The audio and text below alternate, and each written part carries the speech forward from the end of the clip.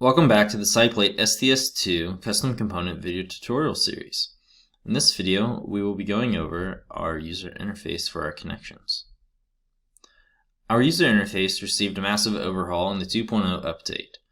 With this in mind, you can no longer access our user interface via the connection. You'll get a simple message that tells you to double-click on the connection.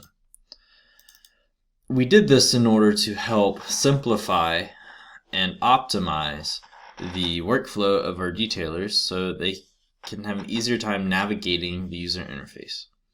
Our user interface now has tabs, and each tab corresponds to a type of schedule that you'll see within the SidePlate drawings. For example, we have the column panel zone design inches. This correlates to one of those schedules.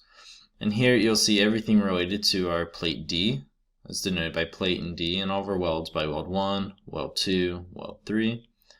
And then if we look at beam design inches, we see that we have everything for angle H, angle E down here, and then everything for each beam is associated by front beam and back beam. In order to update some of the properties in the window, we'll go ahead and we'll change plate D from 1 inch to a 1/2 inch. So you can just type in the value there, and then click modify. The window will close down, and then it will trigger our connection to reprocess.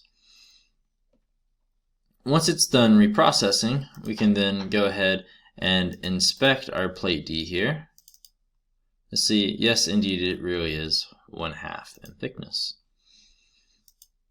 In the event you need to change the connection to graphical mode, you'll double click on the connection itself, go all the way to the far right where it says SDS2, and then toggle graphical mode on. Thank you for tuning into this video, and I hope that you have a wonderful day.